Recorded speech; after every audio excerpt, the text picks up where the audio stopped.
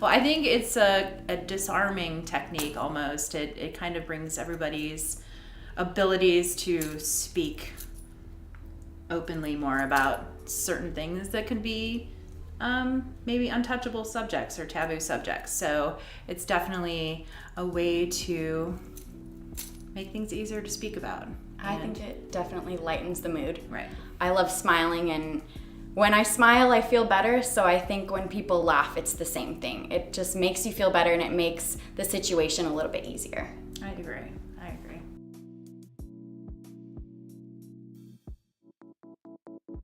So actually for me, it wasn't myself that started. My 3-year-old daughter actually started that for me when right out of the gate, when I was done with my 8 weeks and I was able to drive and I was able to go to the grocery store by myself and pick her up. We went shopping and a lady behind us started talking to my daughter and they were like, "Oh, you're so cute. What's your name?" She's like, "My name is Lauren and my mom has a bag of poop on her belly."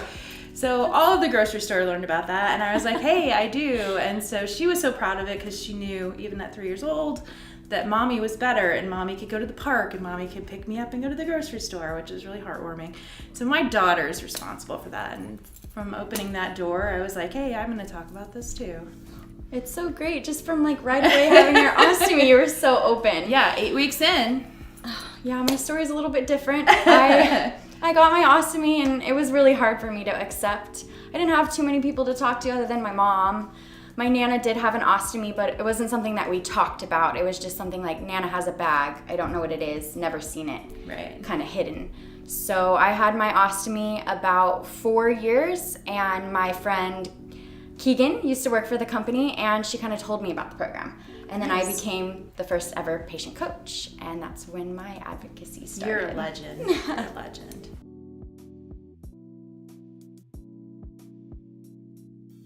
So I think that with ostomy awareness, and it's a very private subject for some people.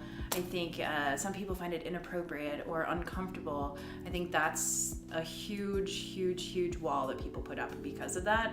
And I think that's the number one problem that I see where I don't mind talking about that. So it's not a problem with me, but I can understand why it's a kind of an isolating subject that not everybody wants to talk about. Because it's poop.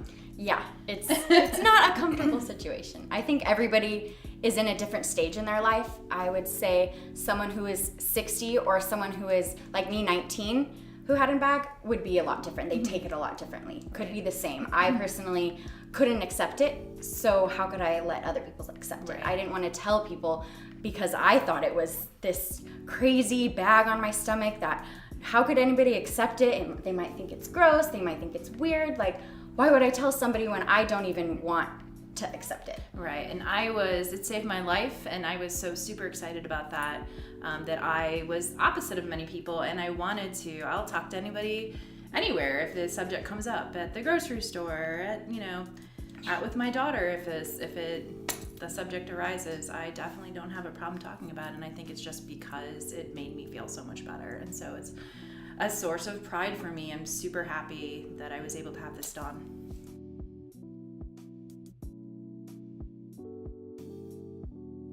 I truly believe that ostomy awareness is extremely important because I feel like I can be the voice for other people who either will never discuss it or haven't gotten to that point yet.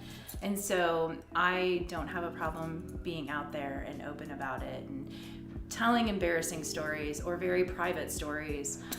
So I feel like I have this ability to do this. I might as well make that happen and hope either to inspire somebody else or just to get the awareness out for so many people who don't want to have to do that.